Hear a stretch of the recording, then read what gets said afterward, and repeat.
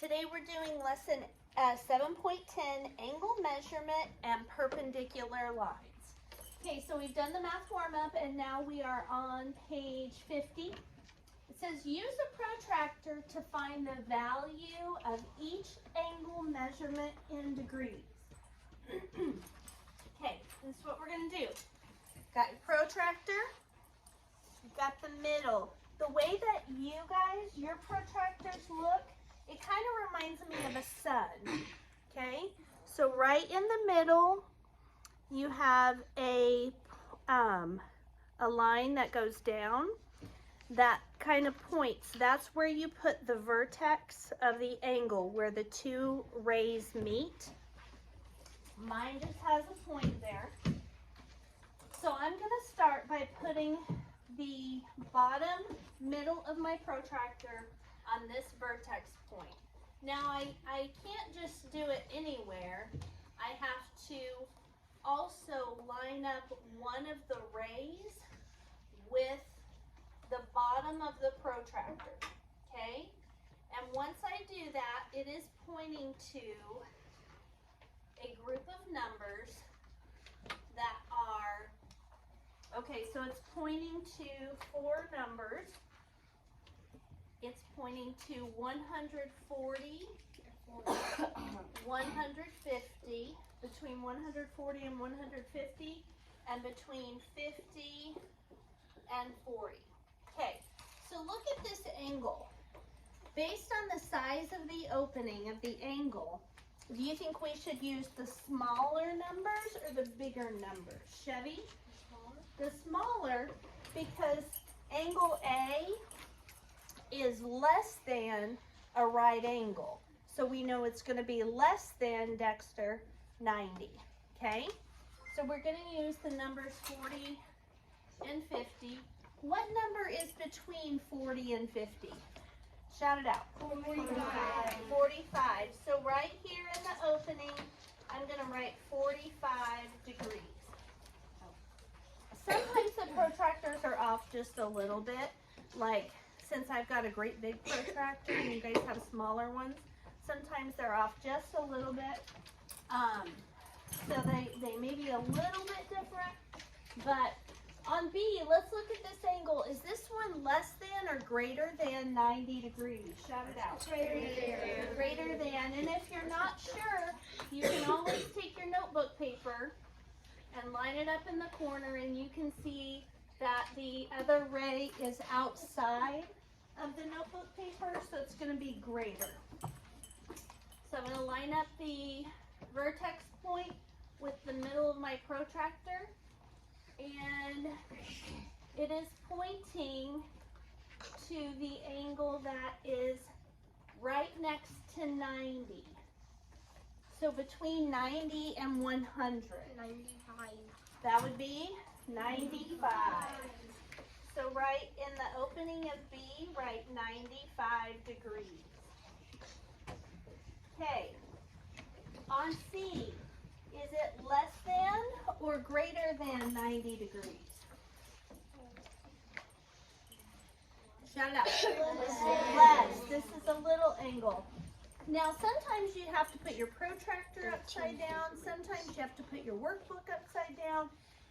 You just have to make sure that you can measure the angle. So I'm going to put my protractor upside down. I'm going to line it up with the vertex point and the bottom, and it's pointing to between 10 and 20. What number's between 10 and 20? Ariana? Yes. So we're just going to choose the closest multiple of 5. This could have been maybe 13, but we're going to choose the closest multiple of 5. Okay, on D, is this one greater than or less than 90? Greater. That's a big wide opening, right? So I'm going to put my vertex point, line it up with a ray, And this is pointing to 50 and 130. Which one should I use? 130. 130 degrees. Okay?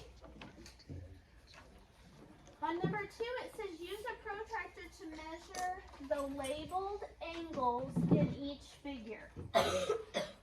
So we're going to start by measuring angle S, and that would be this ray and this ray.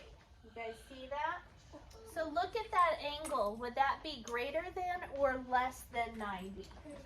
Greater than. See how it's big wide opening? Okay. So I'm going to put my protractor on the vertex point, line it up, and this is pointing,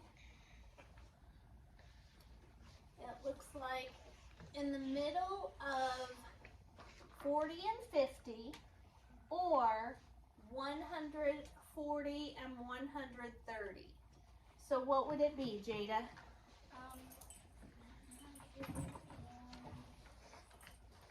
So it's pointing to the numbers 150 and 140.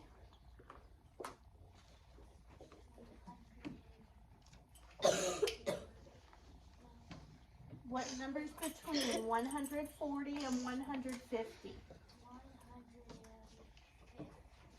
No, Chevy? 145, right in the middle. So this is what I want you to write at the bottom, guys. Angle S equals 145 degrees. The symbol for angle is right here. We always use the same symbol. It doesn't matter what kind of angle it is. That's the symbol for angle. Okay, now we've got to measure the angle for T. So is that one greater than or less than 90? Less than. Okay. So I'm gonna put my point on the vertex, and it's pointing, it looks like, between 40 and 50. So what would that be? 45. So angle T equals 45 degrees. Are you getting all this written down? Okay. All right. Next, we have a Q, or angle Q. Is angle Q less than 90 or greater than 90? Okay.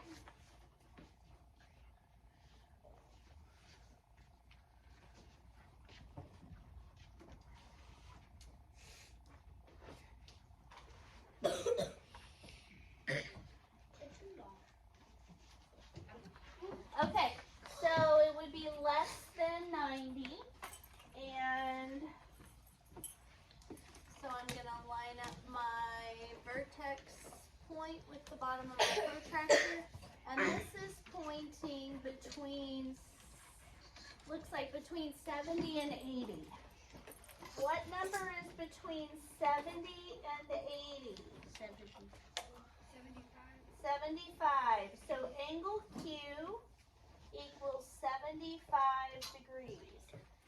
And then what kind of angle is R? Is it greater than or less than 90?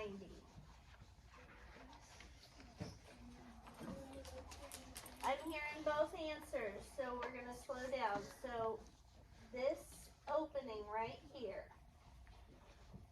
is that greater than or less than 90?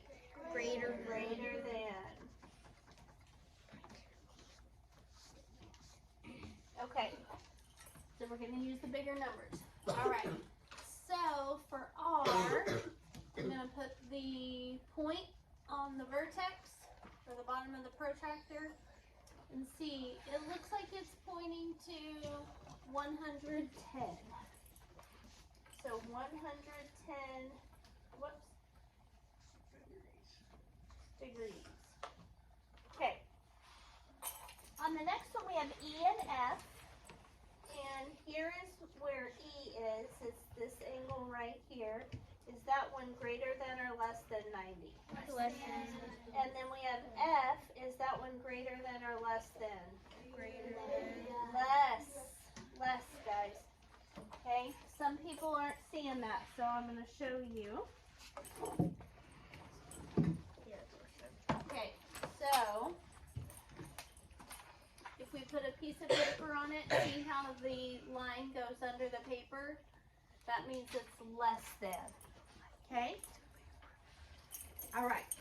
So on E, I'm going to put into my protractor right here, and it is pointing between 20, actually it's pointing right at 30. Okay, so angle E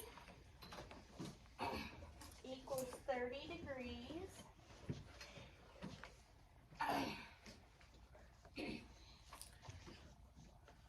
And we've got to do angle F, which is also going to be the smaller set of numbers. And I'm going to have to lower this down because I am not that tall. All right, here we go. All right, so I've got it lined up, and this one is pointing to between 70 and 80. So what would that be? 75. Okay, you guys get those down? Yes. Okay. A folding challenge, we're going to come back to this. We're going to do it, but we're going to come back to it. Go down to number 4. I'm going to do it after I shut the video off. Actually, I will show you something real quick. I'm going to give you a square piece of paper when we're done that looks like this without the stuff all over it. And you're going to fold it corner to corner. And once you do that, you make a right angle. You see it right there? Yep. Okay. And then you're going to fold it other corner to corner. And you're going to make another right angle. Do you see that right there? Yep. Okay.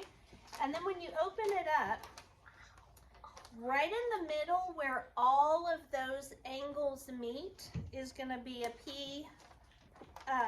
point that we're going to label P. Okay? And you can see I've made a pink angle, a yellow angle, a teal angle, and a purple angle. Okay? And you guys are going to be able to do that, but like I said, we're going to do that after the video. Perpendicular lines are what form 90-degree angles. So remember we talked about parallel. What's important about parallel lines? Emily? That they don't cross. They never cross, exactly right. While perpendicular cross, but in order to be perpendicular, they have to form right angles. And then there's intersecting lines that cross but don't form right angles. Okay? So over here, I've got parallel example and the symbol for parallel. And I've got perpendicular examples. Those are both perpendicular, and the perpendicular symbol. Okay? So it wants us to identify which of these shapes have perpendicular lines. So we're looking for right angles. So on A, is this a right angle? No. It's hard to tell. So I'm going to tell you it's not. But if you hold this paper up here, do you see how that line goes outside the paper? Yep. So that is not a right angle. Here's another one. These are all bigger than right angles. So there are no perpendicular lines on A? Not perpendicular. So you're gonna write the word not and then an upside down capital T. You got that, Corbin? Okay. What about B? Do you see any right angles on B? Yes. B has how many right angles? 4. 1, 2, 3, 4. So B is definitely a perpendicular figure. What about C? Do you see any perpendicular angles? Yes. Or right angles? Yes, right here. Okay, that is a perpendicular angle. The other two are not, but because these are both smaller than perpendicular angles, or smaller than right angles, but that one's a right angle. And what about on D? Does that have any perpendicular lines? No. No. That is wide. That is narrow. That is narrow. That is wide angle. So not perpendicular. So B and D are perpendicular. D is not. And A is not. Okay. So that is it for the first lesson.